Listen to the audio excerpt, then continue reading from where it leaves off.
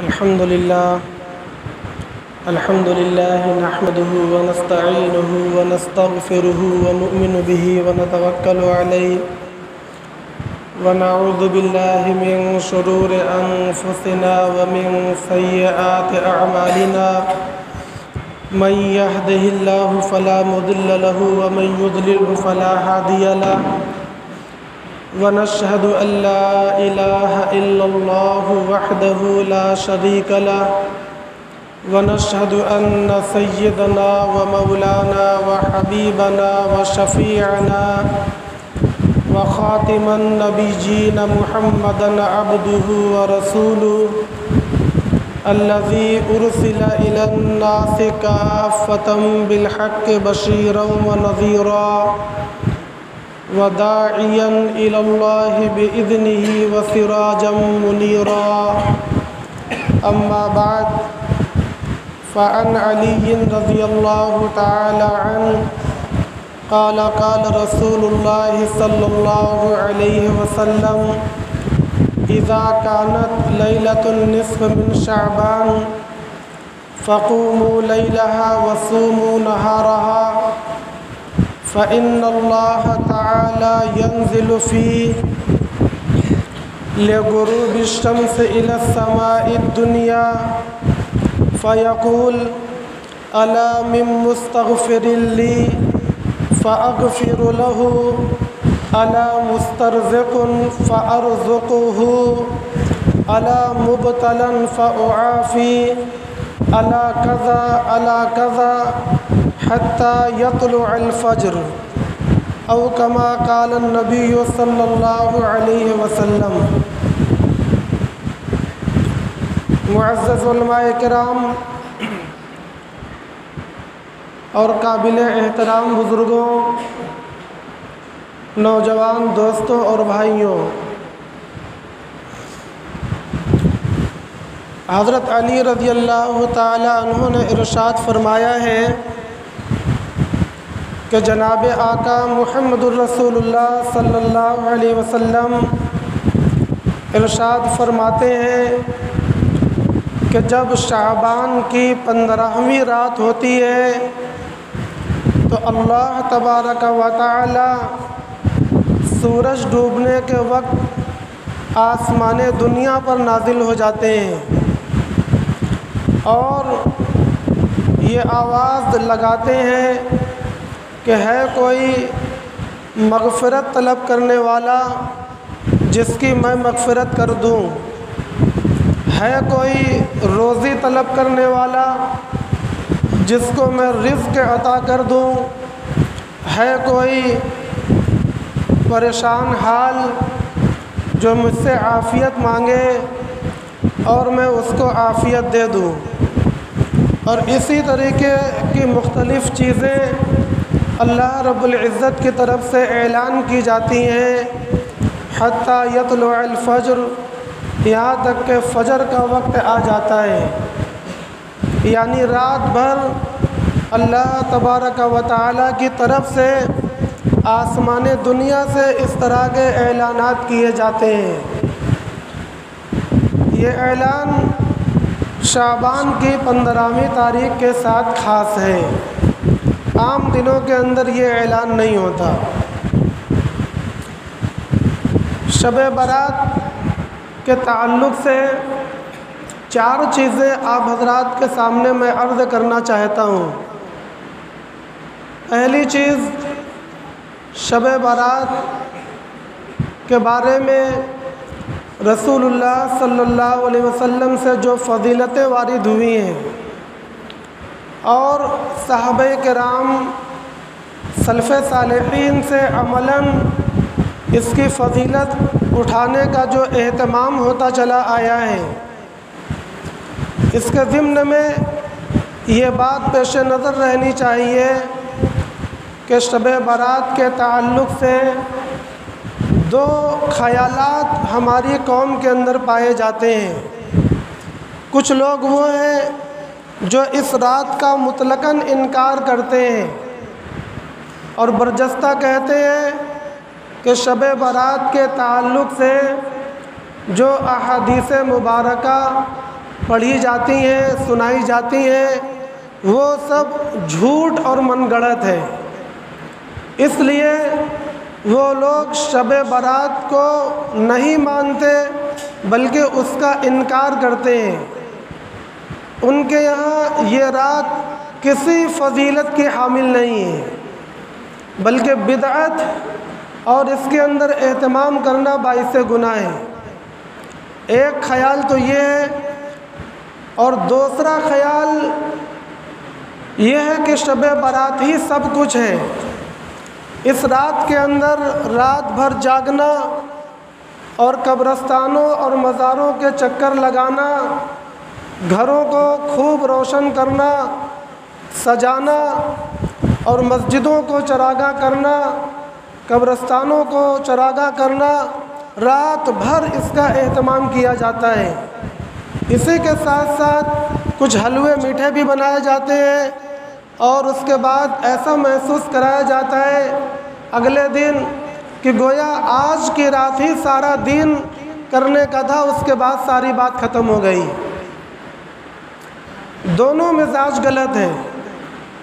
جو لوگ شب برات کی فضیلت کا انکار کرتے ہیں وہ مزاج بھی غلط ہے، اور جو لوگ سب کچھ شب برات کو سمجھ بیٹھتے ہیں یہ مزاج بھی غلط ہے۔ صحیح مزاج کیا ہے؟ وہ مزاج، وہ طریقہ عبادت جو پیغمبر علیہ الصلاۃ والسلام نے بتلایا ہے اور جس پر صحابہ کرام رضی اللہ عنہم مجمعین نے عمل کیا، اور ان کے بعد سلف صالحین نے عمل کیا ہے۔ میں نے خطبے کے اندر حضرت علی رضی اللہ تعالی عنہ سے مروی ایک روایت پڑھی ہے۔ مختصراً یہ عرض کروں کہ 10 صحابہ کرام رضی اللہ عنہم مجمعین سے شب برات کے متعلق روایتیں ملتی ہیں۔ امی عائشہ رضی اللہ تعالی عنہ، ابو بکر صدیق رضی اللہ تعالی عنہ، ابو موسیٰ اشعری رضی اللہ تعالی عنہ، اور عبداللہ بن عمرو بن عاص رضی اللہ تعالی عنہ۔ یہ 5 صحابہ کا نام میں نے گنا دیا۔ جو لوگ اور دیکھنا چاہتے ہیں تو تحفۃ الاحوذی نامی کتاب جو غیر مقلدین کے علماء کی ہے، اس کے اندر تمام روایتوں کو جمع کر دیا گیا ہے ایک جگہ پر۔ روایتوں کو جمع کرنے کے بعد مولانا عبد الرحمن مبارک پوری یہ فرماتے ہیں کہ یہ روایتیں اجتماعی طور پر دلالت کرتی ہیں کہ اس رات کی فضیلت کی اصل ثابت ہے، اور جو لوگ اس کا انکار کرتے ہیں یہ روایتیں ان کے خلاف دلیل اور حجت ہے۔ بعض لوگ یہ کہہ دیتے ہیں، آج بھی سابقہ پڑھا، کہ یہ بتاؤ کہ اگر 10 آدمی مل کر جھوٹ بولے تو کیا وہ بات سچ ہو جائے گی؟ نعوذ باللہ من ذالک۔ یہ جو راوی ہیں حدیث شریف کے وہ کوئی عام لوگ نہیں ہوتے۔ یہ مزاج بنانا کہ 10 لوگ مل کر جھوٹ بولیں تو وہ بات صحیح ہو جائے گی، تو یہ جھوٹ بولنے والوں سے مراد کون ہوئے؟ یا تو صحابہ کرام رضی اللہ عنہم مجمعین، جن کے بارے میں اللہ تبارک و تعالیٰ فرماتے ہیں رضی اللہ عنہم ورضوا عنہ، اور اہل سنت والجماعت کا یہ عقیدہ ہے الصحابۃ کلہم عدول، صحابہ سب کے سب سچے، سب کے سب نیک، سب کے سب ورع و تقویٰ کے اعلیٰ معیار پر تھے۔ ان کے بارے میں یہ مزاج رکھنا کہ صحابہ کرام رضی اللہ عنہم مجمعین نے نعوذ باللہ شب برات کے متعلق یہ جھوٹی باتیں نبی پاک صلی اللہ علیہ وسلم کی طرف منسوب کر دی ہیں، یہ نہایت جاہلانہ اور زندیقانہ خیال ہے۔ یا اگر جھوٹ بولنے والے سے مراد صحابہ کرام نہیں ہے بلکہ سند میں جو دوسرے راوی ہیں وہ مراد ہیں، تو آپ کے لیے اور اپنے لیے میں یہ بتاتا چلوں کہ وہ جو سند کے راوی ہیں ان کا ایمان و اعمال ہمارے ایمان و اعمال سے کروڑہ درجہ زیادہ افضل تھا، بہتر تھا۔ اس لیے ان لوگوں کو اپنے اوپر قیاس نہیں کرنا چاہیے۔ دوسری بات ذہن میں رکھنے کی یہ ہے کہ ضعیف روایت کسے کہتے ہیں؟ توجہ کے ساتھ سماعت فرمائیے گا۔ ابھی جو مسئلہ میں نے آپ کے سامنے پیش کیا ہے اس کا تعلق عقیدے کے ساتھ ہے، عمل کے ساتھ جو مسائل متعلق ہیں اس کو تھوڑی دیر میں پیش کروں گا انشاءاللہ اگر وقت ملا۔ ضعیف حدیث کسے کہتے ہیں؟ اس کے تعلق سے بہت گمراہی عام کی جا رہی ہے۔ عام طور سے ایک افواہ چلائی جاتی ہے کہ ضعیف روایت یعنی جھوٹی روایت، یعنی راوی نے جھوٹ بولا، کذب بیانی سے کام لیا۔ محترم بھائیوں اور دوستوں، یہ علم کے ساتھ خیانت ہے۔ ضعیف روایت اس کو کہتے ہیں جس کے راوی میں جھوٹ ثابت نہ ہو سکے۔ اگر کسی راوی کے اندر جھوٹ بولنا ثابت ہو جائے یا جھوٹ کا الزام بھی اس پر لگ جائے تو اس کی روایت پھر ضعیف نہیں رہتی، اس کی روایت موضوع ہو جاتی ہے، اس کی روایت موضوع ہو جاتی ہے۔ ضعیف روایت کس کو کہتے ہیں؟ اس کی پہلی شرط یہ ہے کہ روایت کرنے والا سچا ہو، اس کی پہلی شرط یہ ہے۔ پھر وہ روایت ضعیف کیسے ہوتی ہے؟ ضعیف ہونے کی الگ الگ وجہ ہے۔ ضعیف ہونے کی وجہ یہ ہو سکتی ہے کہ بیان کرنے میں اس سے کوئی بھول چوک ہو گئی، آدمی بالکل سچا ہے مگر جب اس نے بیان کیا تو بیان آگے پیچھے ہو گیا، لہذا روایت ضعیف ہو گئی۔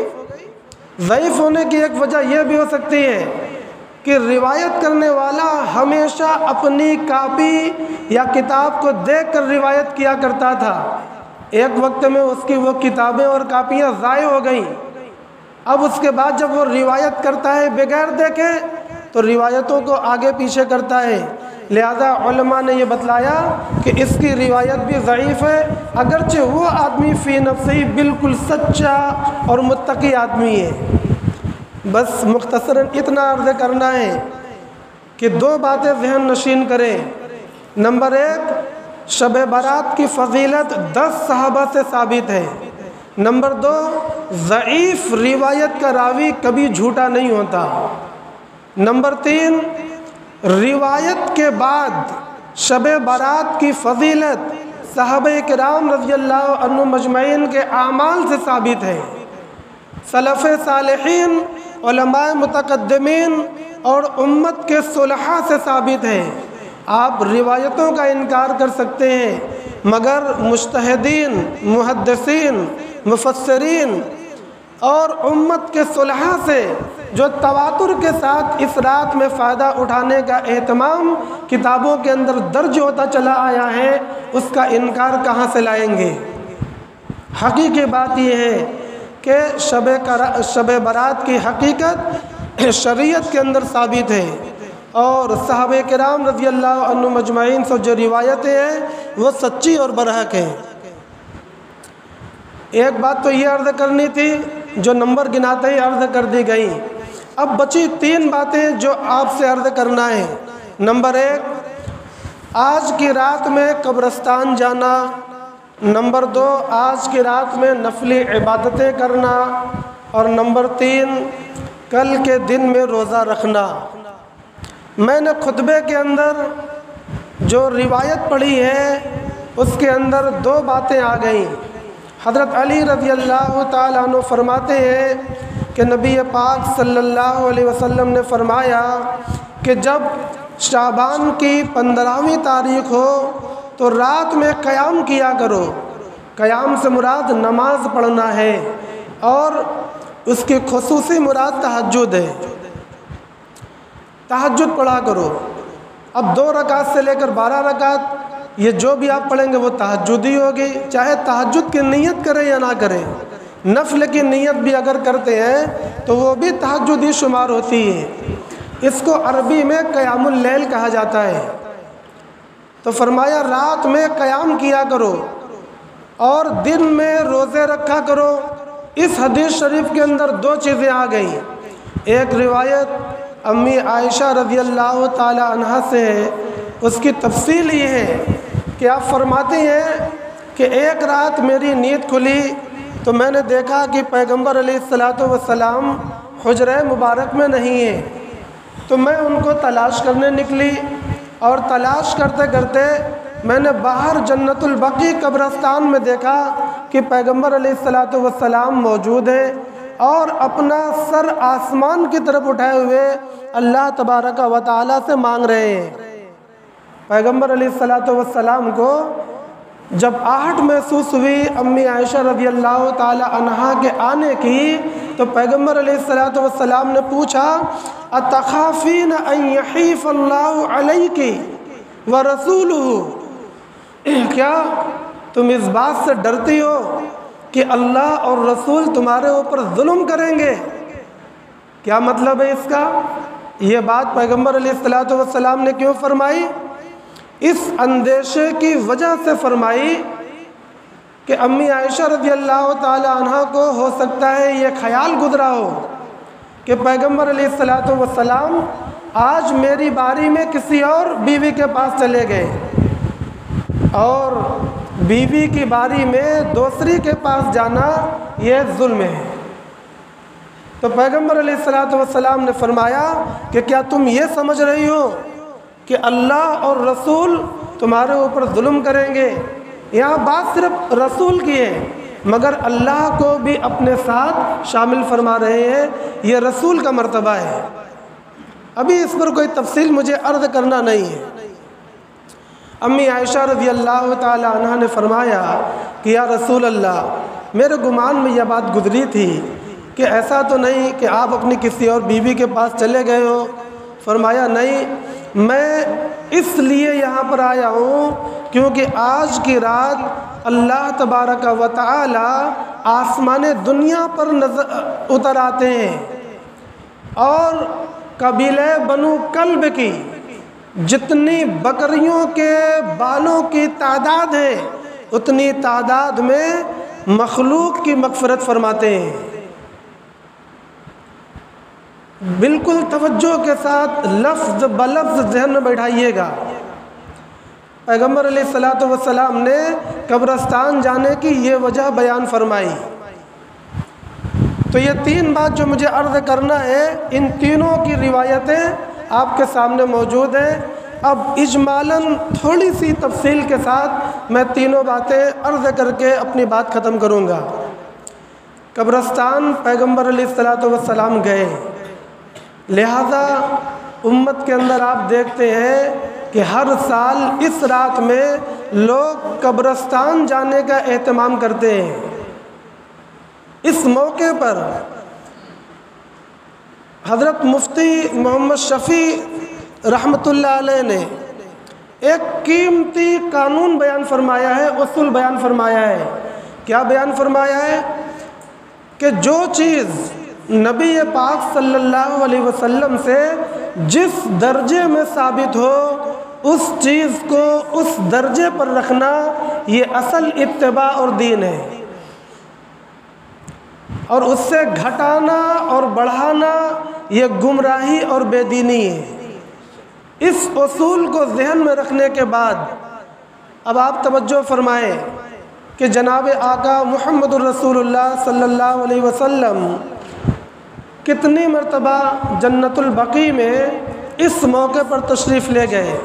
تمام کتابوں کو کھنگالنے کے بعد، احادیث مبارکہ کا مطالعہ کرنے کے بعد نکھر کر جو بات سامنے آتے ہیں وہ یہ ہے کہ پوری زندگی ایک مرتبہ پیغمبر علیہ السلام قبرستان تشریف لے گئے۔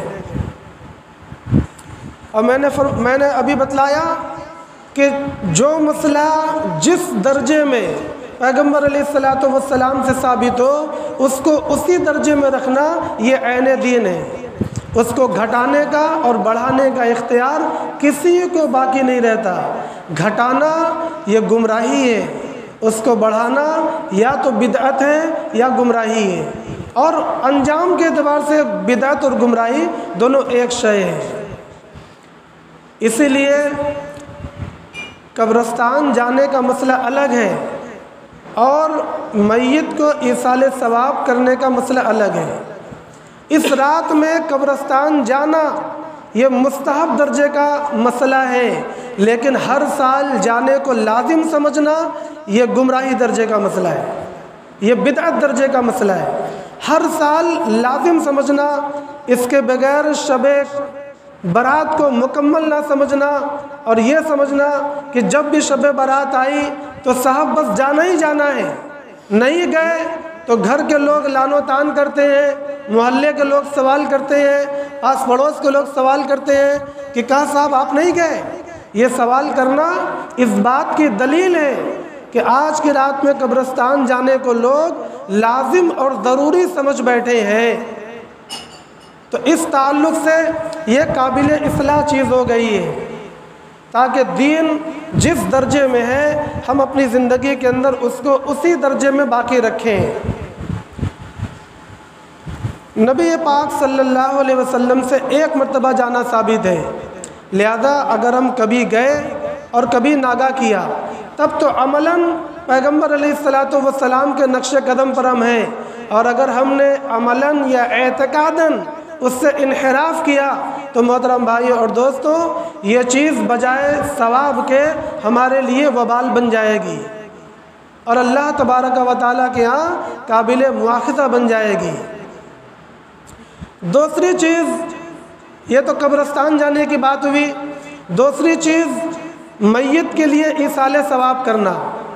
تو اس میں دو باتیں سمجھیں۔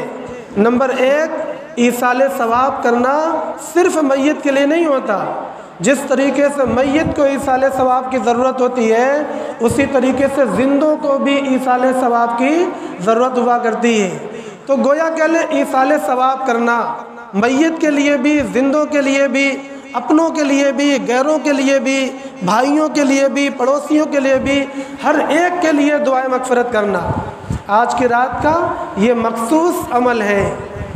پیغمبر علیہ الصلاۃ والسلام اسی کام سے قبرستان تشریف لے گئے تھے، مگر ایصال ثواب کرنے کے لیے قبرستان جانا ہی لازم ہو، یہ بالکل لازم نہیں ہے۔ پیغمبر علیہ الصلاۃ والسلام کی دوسری تمام تعلیمات یہ بتلاتی ہیں کہ آدمی کہیں کسی بھی وقت اور کسی کے لیے بھی ایصال ثواب کر سکتا ہے۔ لہذا دو باتیں الگ الگ ہو گئی، نمبر ایک قبرستان جانا، اور نمبر دو ایصال ثواب کرنا۔ قبرستان جانا جس درجے میں ثابت ہو اس درجے میں ہم لوگوں کو جا کر اس مستحب کا فائدہ اٹھانا چاہیے، اور دعائیں مغفرت کرنا جس درجے میں ثابت ہو اس درجے میں دعائیں مغفرت کرنا چاہیے، اپنے لیے، والدین کے لیے، تمام لوگوں کے لیے۔ دعائیں مغفرت کا طریقہ بھی بتلاتا چلوں۔ بہت سے لوگ یہ سمجھتے ہیں کہ ایصال ثواب کرنے کے لیے فاتحہ کرانا پڑتا ہے، اور فاتحہ کے لیے کہیں جانا پڑے گا امام صاحب کے پاس، حافظ صاحب کے پاس، مولوی صاحب کے پاس۔ محترم بھائیوں اور دوستوں، ان اندھیروں سے نکلنا چاہیے، ہم لوگوں کو دین کی روشنی میں آنا چاہیے۔ پیغمبر علیہ الصلاۃ والسلام کے جو تعلیمات کا نور ہے اور امت کو جو سہولتیں دی گئی ہیں، ان سہولتوں والے نور کے اندر ہمیں آنا چاہیے۔ وہ کیا ہے؟ فاتحہ کرنے کے لیے، ایصال ثواب کرنے کے لیے بہت آسان طریقہ ہماری شریعت نے دیا ہے، کہیں جانے کی ضرورت نہیں ہے، بس چند صورتیں پڑھی اور ہاتھ اٹھا کر اردو میں اللہ تبارک و تعالیٰ سے دعا کر دیا، اور اگر کوئی بھی صورت نہیں پڑھا، صرف ہاتھ اٹھا کر کہنے لگا اے اللہ میری مغفرت فرما، اے اللہ میرے والدین کی مغفرت فرما، اے اللہ میرے خاندان اور رشتہ داروں میں جو لوگ گزر گئے اے اللہ ان کی مغفرت فرما، ان کے گناہوں کو معاف فرما، اپنی رحمت میں ان کو جگہ عطا فرما، یہ بھی دعائیں مغفرت ہے۔ ایک بندہ جس کو بالکل عربی نہیں آتی، نہ وہ الف با پڑھا ہوا ہے، نہ وہ قرآن پڑھا ہوا ہے، نہ دوسری دعائیں اسے یاد ہیں، آپ بتلاؤ وہ کسی کے لیے دعائیں مغفرت کر سکتا ہے یا نہیں؟ ویسے تو بہت مشکل بات لگ رہی ہے جو ہمارے یہاں مروج ہے، مگر یہ شریعت، یہ دین اسلام صرف پڑھے لکھے لوگوں کا مذہب نہیں ہے، یہ صرف مدرسوں اور مسجدوں تک محدود رہ جانے والا، جیسے عیسائی مذہب ہے صرف گرجا گھر کے اندر کو مذہب محدود رہتا ہے، دین اسلام ایسا کوئی مذہب نہیں ہے۔ یہ مذہب شہریوں کے لیے بھی ہے، یہ دیہاتیوں کے لیے بھی ہے، یہ پڑھے لکھے لوگوں کے لیے بھی ہے، اور بالکل ان پڑھ گوار دیہاتی کے لیے بھی یہ دین اسی طرح آسان ہے۔ وہ بھی اپنے بچوں کے لیے، اپنے والدین کے لیے، اپنے بزرگوں کے لیے اسی طرح دعائیں مغفرت کر سکتا ہے جیسے ایک پڑھا لکھا عالم اور مفتی اپنے ماں باپ کے لیے دعائیں کر سکتا ہے۔ جس طرح ایک پڑھا لکھا عالم اور مفتی دعائیں مغفرت کرنے کے لیے کسی کا محتاج نہیں ہے، اسی طریقے سے ایک ان پڑھ گوار دیہاتی اپنے والدین اور عزیز و اقارب کے لیے دعائیں مغفرت کرنے میں کسی کا محتاج نہیں ہے۔ یہ ہماری غفلت ہے، یہ ہماری لا علمی ہے کہ ہم یہ سمجھتے ہیں کہ صاحب ہمیں ڈھنگ نہیں ہے، اس میں کوئی مخصوص طریقہ نہیں ہے، اس میں کچھ الگ سے تعلیم نہیں دی گئی ہے۔ آپ کو سورہ فاتحہ آتی ہے، آپ کو اس کے علاوہ بھی صورتیں آتی ہیں، جو صورتیں آتی ہیں وہ پڑھیے، زیادہ من چلتا ہے زیادہ پڑھیے، کم من چلتا ہے کم پڑھیے، کچھ نہیں آتا ہے اردو میں اپنی مادری زبان میں اللہ تبارک و تعالیٰ سے اپنا حال دل جس طریقے سے کہہ سکتے ہیں اس طریقے سے کہیے۔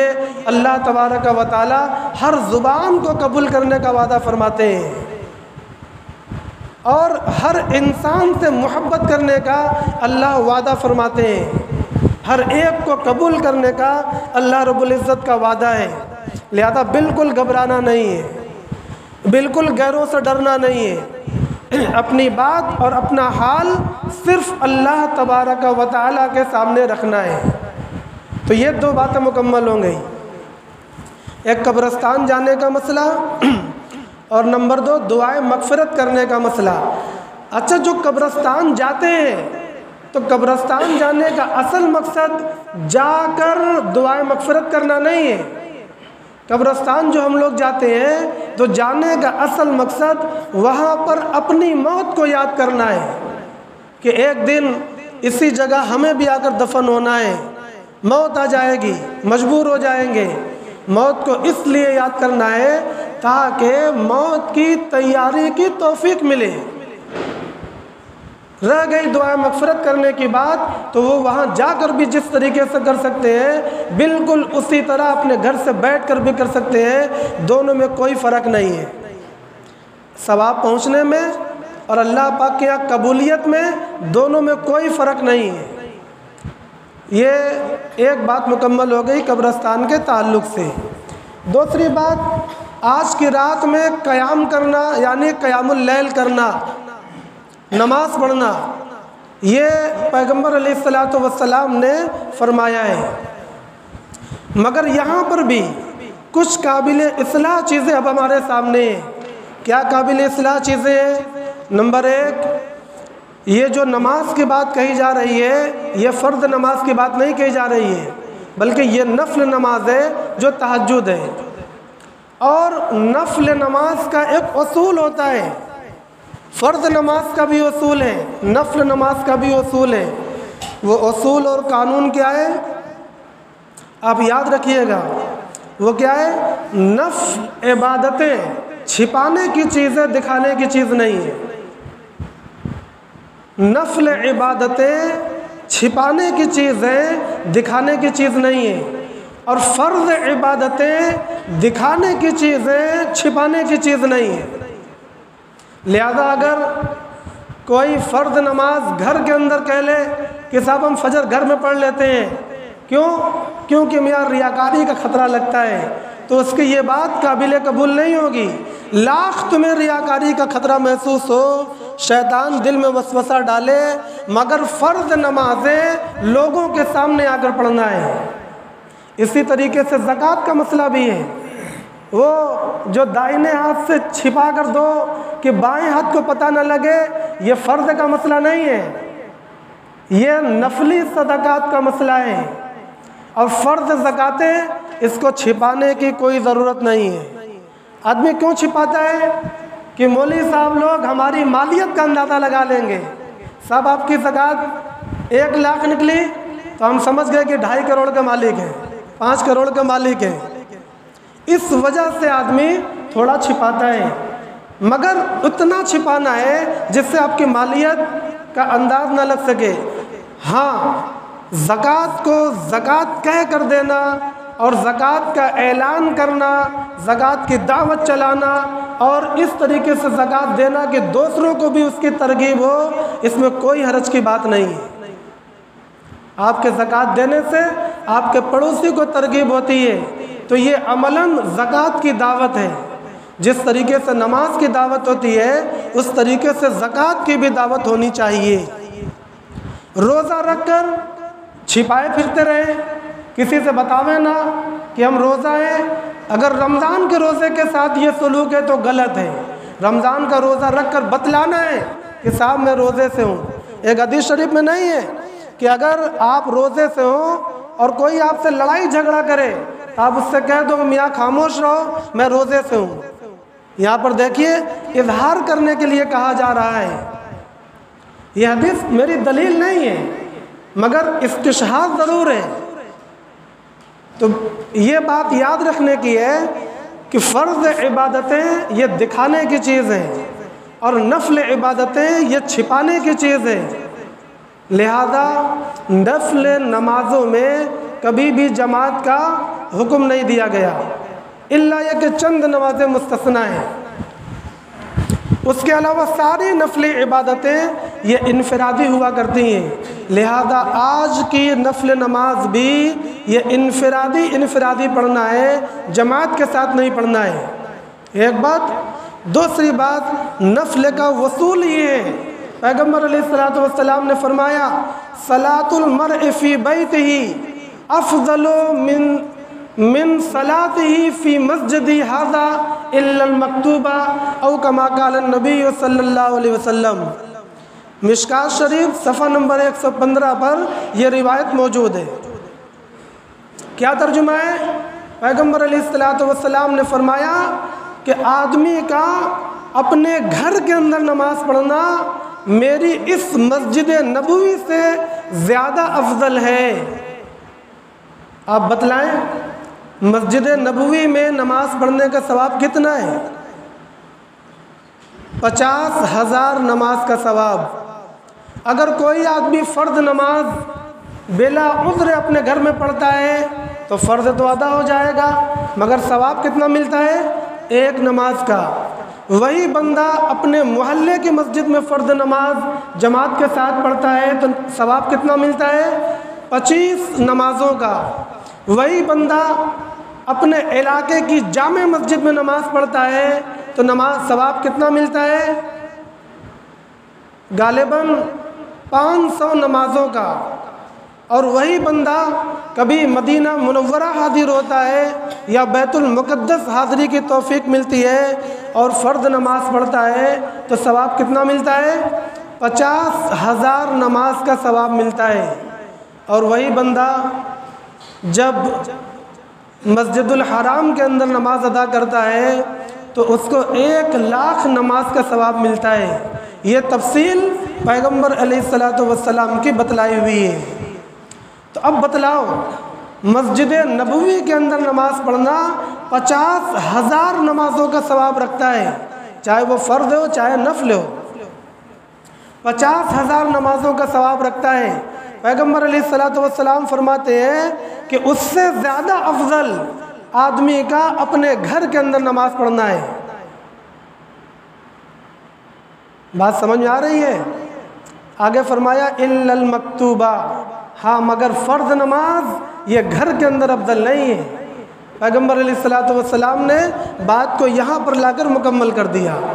اس لیے اگر ہم لوگ یہ چاہتے ہیں کہ آج کی رات ہم جو نماز پڑھیں وہ فضیلت والی نماز ہو، وہ کام آنے والی نماز ہو، وہ ثواب سے بھری ہوئی نماز ہو، وہ قبولیت کے قریب ہونے والی نماز ہو، تو محترم بھائیوں اور دوستوں، وہ انفرادی طور پر اپنے کمروں کے اندر لوگوں کی نگاہوں سے چھپ چھپا کر اللہ کی بارگاہ میں کھڑے ہو کر نماز پڑھیں۔ اس سے پیغمبر علیہ الصلوۃ والسلام کے احکام پورے ہوں گے، شریعت کے تقاضے پورے ہوں گے، اور سلف صالحین کے نقش قدم پر چلتے ہوئے ہم آج کی رات میں عبادت کے اندر مشغول ہوں گے۔ اور اگر ہم اس کے خلاف کرتے ہیں تو میں نے بتلایا کہ جو چیز جس درجے میں ثابت ہو اسی درجے پر اس کو رکھنا یہ اتباع اور دین ہے، اور اس کو ہٹانا بڑھانا یہ نافرمانی اور بے دینی ہے۔ تو پھر اپنے اعمال جو ہم کرتے ہیں تو اعمال دو طرح کے ہوتے ہیں، ایک ہوتا ہے شوق پورا کرنا اور ایک ہوتا ہے شریعت کا حکم پورا کرنا۔ عام طور سے آپ دیکھیں گے کہ لوگ اپنے شوقوں کو پورا کرتے ہیں۔ کوئی خاص دن آیا، اب اس دن ان کو شوق ہوتا ہے صاحب آج مسجد میں اگلی صف میں رہیں گے، آج بالکل سفید کپڑا پہنیں گے، آج محنت کریں گے، تو یہ شوق ہوا۔ یہ اللہ کا حکم پورا کرنا نہیں ہوا۔ اللہ کا حکم پورا کرنے کے لیے 3 اصول ہیں۔ نمبر 1، یہ معلوم ہونا چاہیے کہ کون سی عبادت کرنا ہے۔ نمبر 2، یہ معلوم ہونا چاہیے کہ کس وقت میں عبادت کرنا ہے۔ اور نمبر 3، شریعت کے ماہر علماء سے یہ سمجھنا چاہیے کہ کس طرح عبادت کرنا ہے۔ اگر یہ 3 چیزیں ہیں تو پھر اللہ تبارک و تعالیٰ کا حکم پورا ہوتا ہے، اور اگر ان چیزوں سے ہماری عبادتیں خالی ہیں تو بھائیوں پھر اپنا شوق پورا ہوتا ہے۔ یہ 2 باتیں میری مکمل ہو گئیں۔ یہ رات میں عبادت کرنے والی بھی تقریباً باتیں مکمل ہو گئی۔ نمبر 3، دن میں روزے رکھنا۔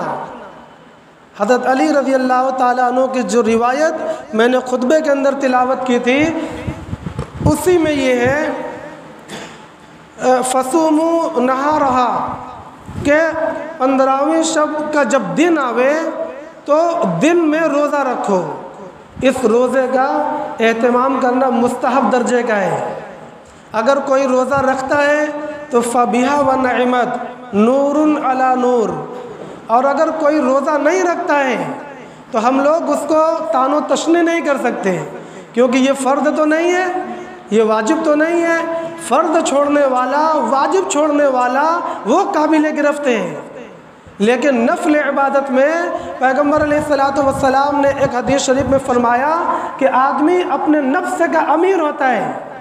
آپ کتاب باب صیام التطوع یہ اگر مشکات میں کھولیں گے تو ایک لائن میں دیکھیں گے پیغمبر علیہ السلام نے فرمایا کہ جو آدمی نفل روزہ رکھتا ہے تو وہ اپنے نفس کا مالک ہے، یعنی چاہے تو دن میں بھی توڑ سکتا ہے پھر بعد میں اس کی قضا کر لے، چاہے پورا بھی کر سکتا ہے۔ تو جب وہ توڑنے کا مالک ہے تو چھوڑنے کا بھی مالک ہے۔ یہ نفلی روزہ ہے، اور نفلی روزہ فائدے سے خالی نہیں ہے۔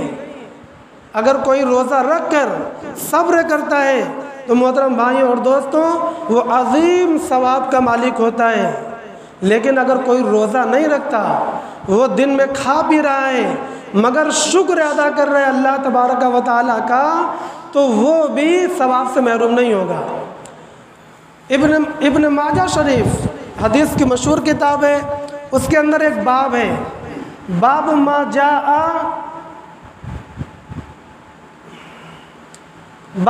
جاء فی الطاعم الشاکر باب ما جاء فی الطاعم الشاکر کالصائم الصابر۔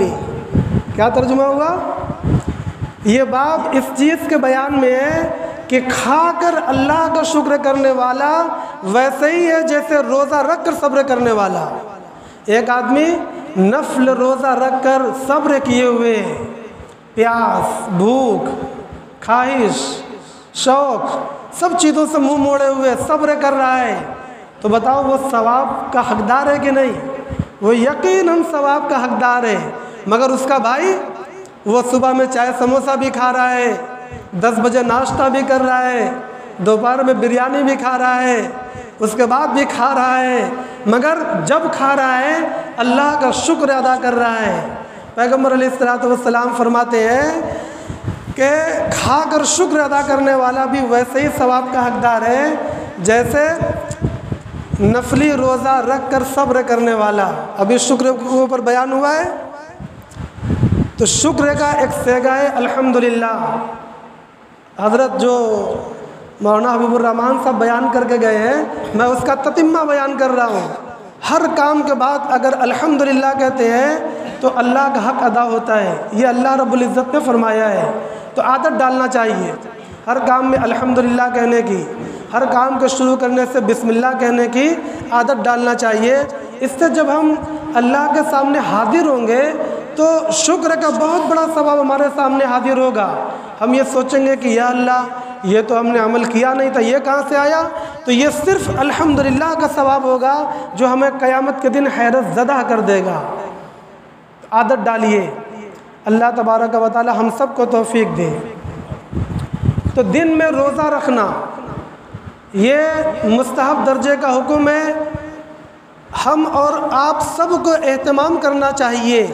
اور اگر کوئی روزہ نہیں رکھتا ہے تو ہم اس کو کچھ کہہ نہیں سکتے، وہ کوئی گناہ گار نہیں ہوگا، وہ کوئی خطا کار نہیں ہوگا، وہ کھائے پیے اور اللہ کا خوب شکر ادا کرے۔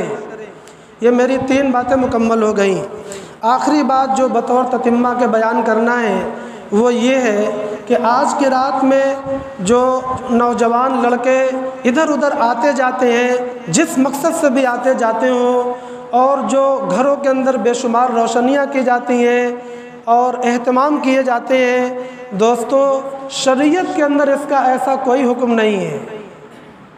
بزرگان دین کے یہاں ایسا کوئی معمول نہیں تھا، نہ صحابہ میں، نہ تبع تابعین میں، نہ اولیاء اللہ کے یہاں، نہ صلحائے امت میں۔ ان لوگوں نے ایسا کوئی کام نہیں کیا، بلکہ کیا تو وہ کیا جو پیغمبر علیہ الصلوۃ والسلام نے بتایا تھا، کیونکہ اسی سے پیغمبر بھی راضی ہوں گے اور اسی سے رب پیغمبر بھی راضی ہوں گے۔ اپنے من سے اگر ہم کچھ کریں گے تو پھر اس سے کوئی راضی ہونے والا نہیں ہے۔ اس رات میں اللہ تبارک و تعالی لوگوں کی مغفرت فرما دیتے ہیں، مگر 8 قسم کے لوگ ایسے ہیں جن کی آج کے رات بھی مغفرت نہیں ہوتی۔ وہ 8 لوگ کون ہیں؟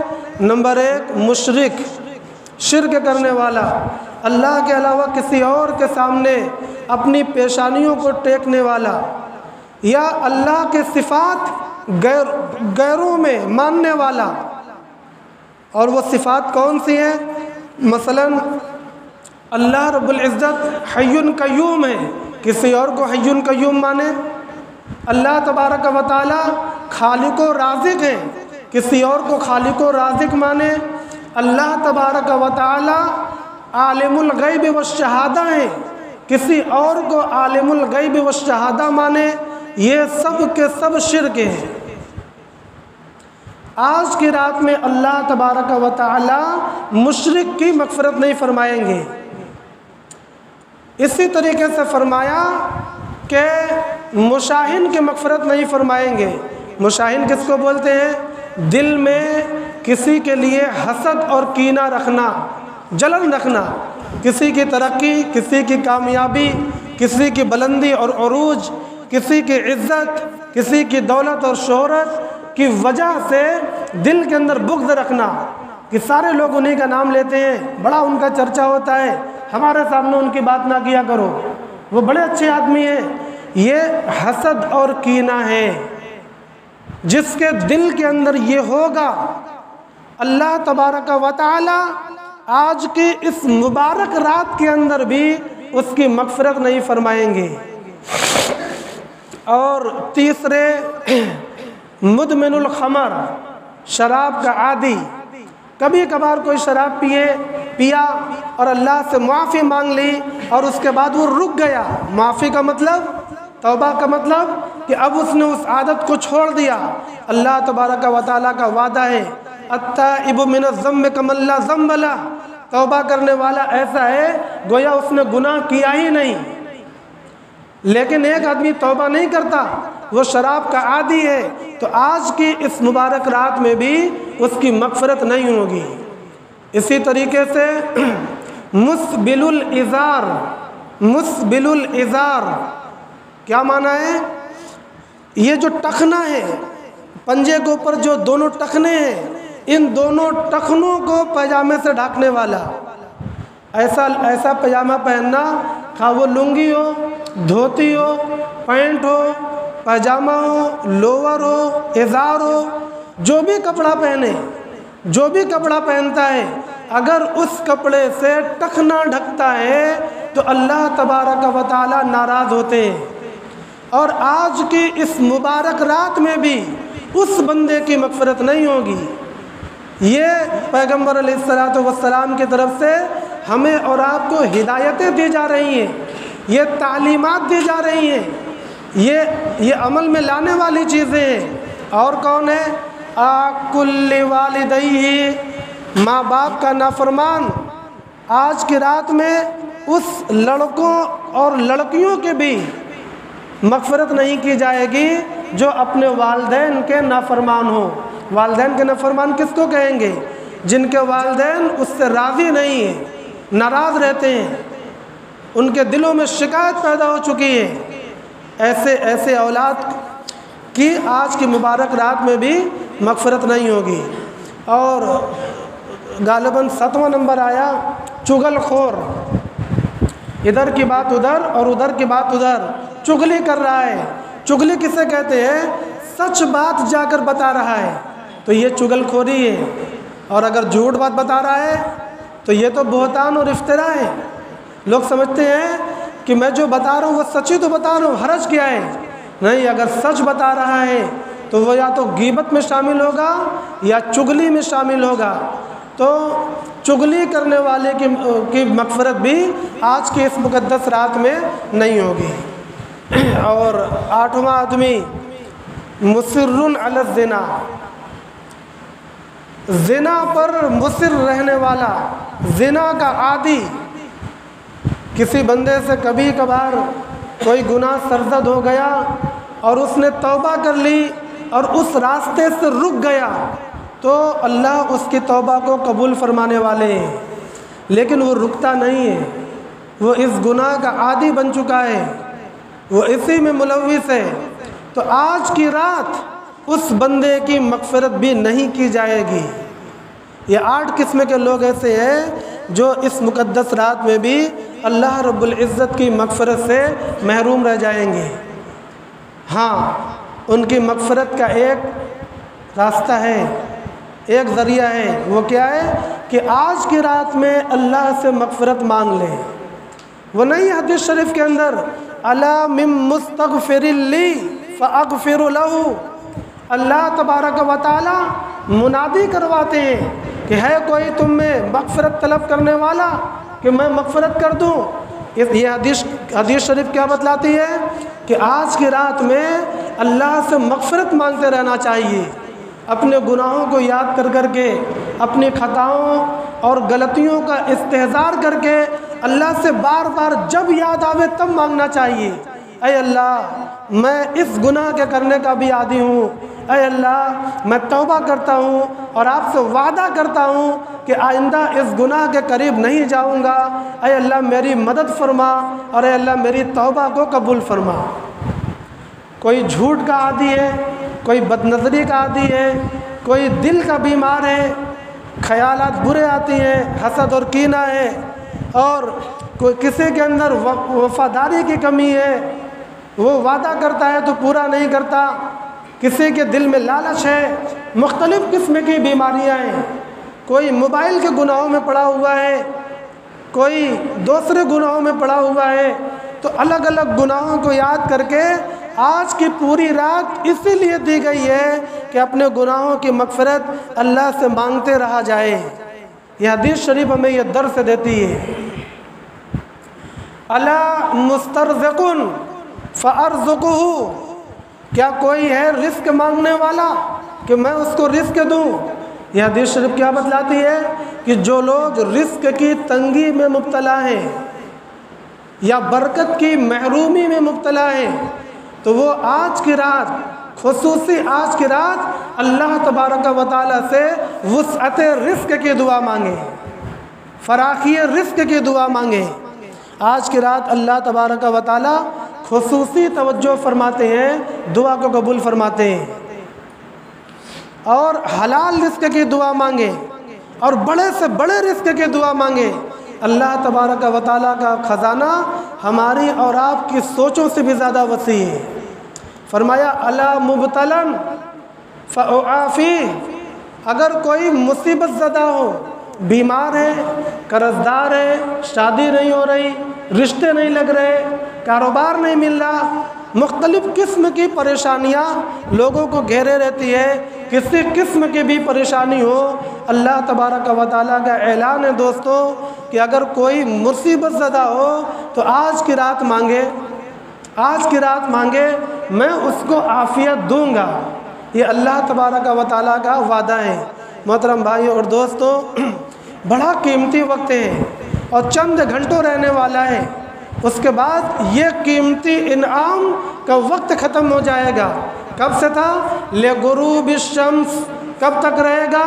حتی یطلع الفجر، سورج ڈوبنے کے بعد سے یہ وقت ہمیں ملا، اور جو سحری کا وقت ختم ہوتا ہے اس وقت تک یہ وقت رہے گا۔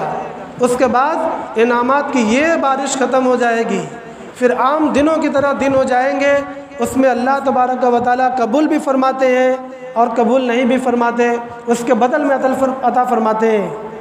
تو محترم بھائیوں اور دوستوں، آج کی رات کے تعلق سے جو خاص چیزیں تھیں وہ تقریباً ٹوٹے پھوٹے الفاظ میں نے آپ کے سامنے رکھنے کی کوشش کی ہے، تاکہ اللہ تبارک و تعالیٰ مجھے بھی بصیرت عطا فرماوے اور عمل کی توفیق سے مالا مال فرماوے، اور ہمارا یہ مسلمان نوجوان طبقہ اور ہمارے بزرگوں کا یہ طبقہ یہ قابل مبارکباد ہے جس نے آج اس مسجد کے اندر اس مجلس کا انعقاد کیا ہے۔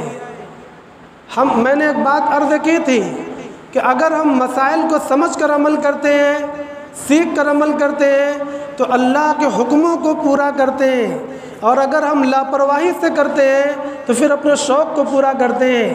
محترم بھائی اور دوستو، بتلاؤ کتنی محرومی کی بات ہے کہ اس طرح کے اوقات ہمارے یہاں آویں، اس طرح کے دن اور راتیں آتی رہیں، اور ہمارے علم میں کمی کی وجہ سے وہ ہماری لاپرواہیوں کی نظر ہو جائے۔ کئی سال ہمارے چلے گئے، ہمیں کوئی بصیرت نہیں تھی، ہمارے پاس صحیح جانکاری نہیں تھی، جس کی وجہ سے ہم دوسری خرافاتوں کے اندر لگ کر اپنے قیمتی وقت کو گواتے رہے۔ تو وہ لوگ یقیناً قابل مبارکباد ہیں جنہوں نے مشورہ کیا، جنہوں نے اس کے لیے محنتیں کی، جو چلے پھرے۔ اللہ تبارک و تعالی ان کی مساعی جمیلہ کو قبول فرمائے اور ان کے لیے مغفرت کا ذریعہ بنائے، ان کے اہل و عیال کی مغفرت کا ذریعہ بنائے۔ اللہ تبارک و تعالی اس پورے مجمع کی مغفرت کا ذریعہ بناوے۔ اللہ تبارک و تعالی سے یہ دعا ہے کہ سب کے رزق کو وسیع فرما دے، پوری امت مسلمہ کو اللہ تبارک و تعالی حلال، پاکیزہ اور وسیع رزق عطا فرماوے۔ اللہ تبارک و تعالی سے یہ دعا ہے کہ ہر مصیبت زدہ کی مصیبتوں کو دور فرما دے، حاجت مندوں کی حاجتوں کو پورا فرما دے۔ اس طرح کے چھوٹے موٹے اجلاس جس میں کوئی تکلف نہ ہو، کھانے پینے کا اہتمام نہ ہو۔ میں نے محفوظ الرحمان چا سے یہ کہا تھا کہ پانی پلانے، بسکٹ کھلانے کا بھی اہتمام نہ ہو تب میں آؤں گا، بالکل کوئی اہتمام نہ ہو، ہم خالص دین کی نسبت پر آئیں گے اور دین کی نسبت پر واپس جائیں گے، بیچ میں کوئی غرض شامل نہیں ہوگی۔ اس طریقے کے چھوٹے موٹے پروگرام اپنے علاقوں کے اندر وقتاً فوقتاً کرواتے رہنا یہ بڑے نفع کا سودا ہے، بشرطے کہ عالم اس عالم کو بلائیں جو سیدھی سلجھی ہوئی بات کرے اور معتبر مستند عالم ہو۔ محترم بھائیوں اور دوستوں، ہمارے پاس زیادہ لمبی باتیں کرنے کا وقت نہیں ہے، مذہب کی باتیں کرنے کا وقت نہیں ہے، مسلک کی باتیں کرنے کا وقت نہیں ہے۔ وقت صرف اتنا بچا ہوا ہے کہ ہمیں موٹے موٹے اعمال بتا دیے جائیں اور ہم ان کو کر کے اللہ تبارک و تعالیٰ کے یہاں کسی طرح بس کامیاب ہو جائیں۔ اللہ تبارک و تعالیٰ سے یہی دعا ہے کہ ہمیں دین کی صحیح فہم اور سمجھ عطا فرماوے اور آج کے اس جلسے کو قبول فرماوے۔ ہم سب کے، ہمارے والدین کے، ہمارے بھائیوں کے، ہمارے رشتہ داروں کے، ہمارے اساتذہ کے اور ہمارے پڑوسیوں کے، ہمارے تمام جاننے والوں کی مغفرت کا ذریعہ بناوے۔ وآخر دعوانا ان الحمد للہ رب العالمین۔ دعا کون کرے گا؟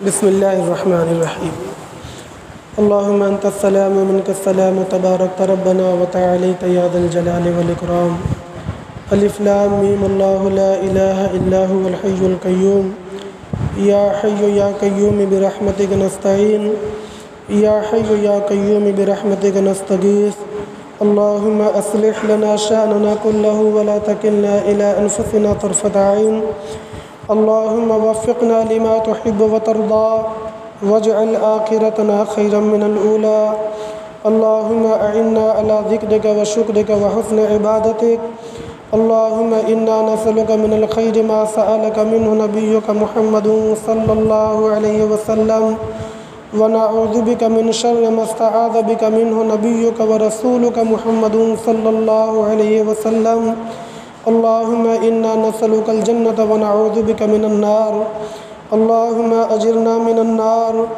اللہم اجرنا من النار اللہم اجرنا من النار اللہم انا نعوذ بک من عذاب القبر ومن عذاب جہنم ومن فتنة المحیا والممات ومن شر فتنة المسیح الدجال اللہم انا نعوذ بک من المأثم والمغرم اے الہ العالمین اے رب العالمین ہم سب کے گناہوں کو معاف فرما اے اللہ ہم سے جو غلطیاں ہوئی ہیں اے اللہ جان بوجھ کر ہوئی یا انجانے میں ہوئی اے اللہ ہمیں یاد ہے یا ہم بھول گئے رب العالمین آپ کے یہاں سب کچھ لکھا ہوا ہے اے پاک پروردگار عالم ہم اپنے تمام گناہوں کے ساتھ آپ کی بارگاہ میں حاضر ہیں اے الہ العالمین ہمارے سارے گناہوں کو معاف فرما اے اللہ ہمارے نام اعمال کو پاک صاف فرما اے اللہ ہمارے دلوں کو پاک فرما اے اللہ ہمارے دلوں کو گناہوں سے ریاکاریوں سے حسد اور کینے سے غیبت اور لالچ سے اے اللہ غرض کے جتنے قسم کی بیماریاں ہیں دلوں کی اے اللہ ہر قسم کی بیماریوں سے ہمارے دلوں کو پاک فرما اے اللہ ہم سب کو اعمال صالحہ کی توفیق عطا فرما اے رب العالمین ہم آپ سے سوال کرتے ہیں ایمان کامل کا اے اللہ ہمارے دلوں میں ایمان کامل ثابت فرما اے اللہ آپ سے سوال کرتے ہیں اعمال صالحہ کا اے اللہ ہمیں اعمال صالحہ کی توفیق عطا فرما اے اللہ ہم آپ سے سوال کرتے ہیں دعوات مستجاب کا اے اللہ ہماری دعاؤں کو قبول فرما اے رب العالمین اے اللہ جو لوگ بیمار ہیں ان کو شفا عطا فرما جو لوگ قرض دار ہیں اے رب العالمین غیب سے ان کا قرض کا انتظام فرما اے اللہ جو لوگ جن کی جو بھی ضرورتیں ہیں ان کی غیب سے ضرورتوں کو پورا فرما اے اللہ آج تو آپ کی عنایتوں کی رات ہے اے اللہ آپ کی عطا کی رات ہے اے میرے مالک ہم بھی آپ کے سامنے ہاتھ اٹھائے ہوئے ہیں اے اللہ اگرچہ ہم بہت گناہ گار ہیں اور ہمارے دل غفلت کا شکار ہیں رب العالمین مگر اس مجمع میں کوئی تو ہوگا جس کی دعا آپ کو پسند آئے گی اور جس کا ہاتھ اٹھانا آپ کو راس آئے گا اے رب العالمین اسی کی برکت سے ہم سب کی دعاؤں کو قبول فرما اے اللہ ہم سب کی مغفرت فرما اے اللہ ہم سب کے لیے روزی کا فیصلہ فرما اے اللہ ہم سب کے لیے عافیت کا فیصلہ فرما اے اللہ ہم سب کے دلوں کو کشادہ فرما اے اللہ ہمارے والدین کی مغفرت فرما اے اللہ ان کو ثواب عظیم عطا فرما اے اللہ اپنی رحمت میں ان کو جگہ عطا فرما اے اللہ ہمارے اساتذہ کو کی مغفرت فرما اے اللہ ہمارے خاندانوں اور رشتہ داروں سے جو لوگ جا چکے ہیں ہر ایک کی مغفرت فرما اے اللہ پورے دنیا کے مسلمانوں کی مغفرت فرما اے اللہ پوری دنیا میں جہاں کہیں بھی مسلمان پریشان حال ہے اے اللہ آپ کے سوا کوئی پرسان حال نہیں ہے آپ کے سوا کوئی بنانے والا نہیں ہے آپ کے سوا کوئی سہارا دینے والا نہیں ہے اے اللہ ہم نے آپ کی بارگاہ میں ہاتھ اٹھایا ہے یہ سمجھ کر کہ آپ کی بارگاہ ایسی ہے جس سے طاقتور کوئی بارگاہ نہیں ہو سکتی اور آپ کی بارگاہ ایسی ہے جہاں اٹھے ہوئے ہاتھ خالی نہیں جاتے رب العالمین ہماری دعاؤں کو بھی قبول فرما لیجئے اے اللہ اپنے فضل سے قبول فرما لیجئے اپنے حبیب پاک صلی اللہ علیہ وسلم کے صدقے میں قبول فرما لیجئے اے اللہ بزرگان دین کے صدقے میں قبول فرما لیجئے اے اللہ ہم سب کو نیک بنا دیجئے، اے اللہ ہم سب کو صالح بنا دیجئے، اے اللہ ہمارے گھروں میں جو عورتیں ہیں ان کو نیک بنا دیجئے، اے اللہ ان کی بھی مغفرت فرما دیجئے، اے اللہ ہمارے سماج میں جو چھوٹے چھوٹے بچے ہیں ان کو دین کی تعلیم سے آراستہ فرما دیجئے، اے اللہ ان کو نیک اور صالح جوان بنائیے، اے اللہ ان سے اپنے دین کا کام لیجئے، اے رب العالمین دنیا کے اندر ہم لوگ بہت ذلیل و خوار ہو رہے ہیں، رب العالمین ہماری کھوئی ہوئی عزتوں کو ہمیں واپس فرما دیجئے، اے اللہ ہمیں بحال فرما دیجئے، اے اللہ آج کے اس کہنے سننے کو قبول فرما لیجئے، اے اللہ حاضرین مجلس کی مغفرت فرما لیجئے، اے اللہ جو لوگ نہیں آ سکے ان کی بھی مغفرت فرما دیجئے، ربنا تقبل منا انک انت السمیع العلیم وتب علینا انک انت التواب الرحیم وصلی اللہ تعالی علی خیر خلقہ محمد وآلہ وصحبہ وآل بیتہ اجمعین برحمتک یا ارحم الراحمین۔